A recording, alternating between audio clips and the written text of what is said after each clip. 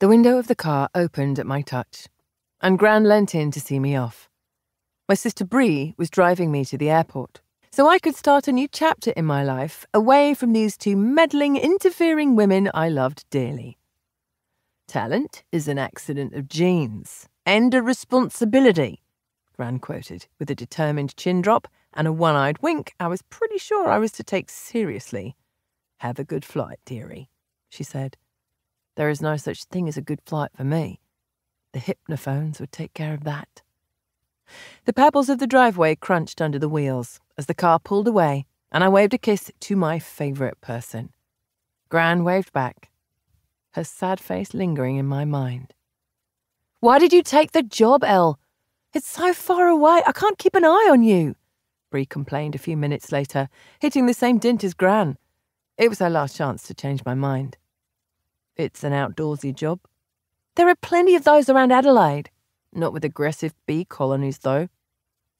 Bree sighed and shook her head. A while later, she asked, "I was just thinking about that quote Gran threw at you. Talent is an accident and... what was it? Talent is an accident of genes and a responsibility."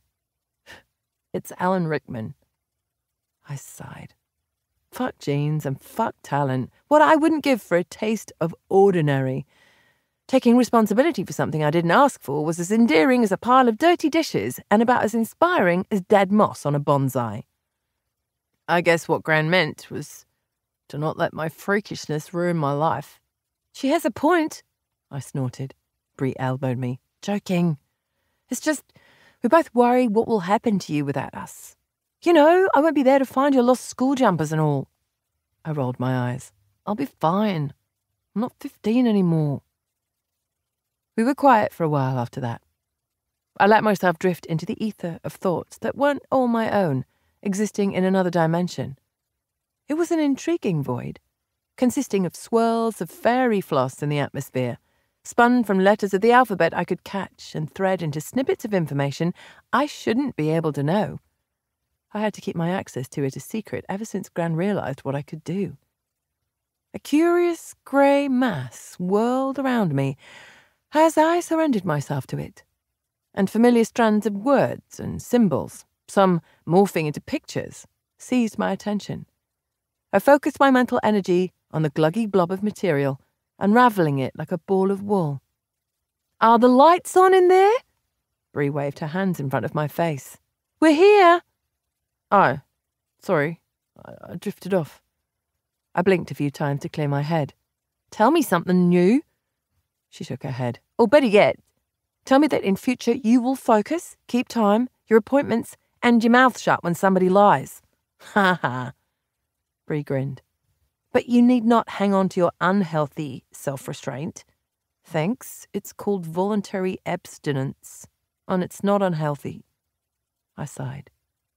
I would have liked to have a love life.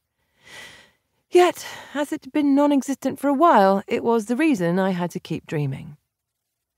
After parking the car, we got out, and Bree swung my backpack out of the boot like it weighed nothing. "For God's sake, be careful where you're going. I can't scrape you off the road in the outback."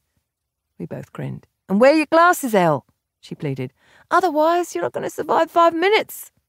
"Actually, it's probably the one place where I might survive nicely without them. Thank you very much." I wasn't naturally clumsy, but as my cognitive kink needed mending, the grey mass of the cyber noise being too heavy in the city, I had to wear special glasses to prevent the irritation of my brain causing unbearable headaches, especially when being exposed to it for too long. Those glasses helped, but because they caused tunnel vision, they were the reason I stumbled, often. I hated wearing those clunky old glasses people had always teased me about.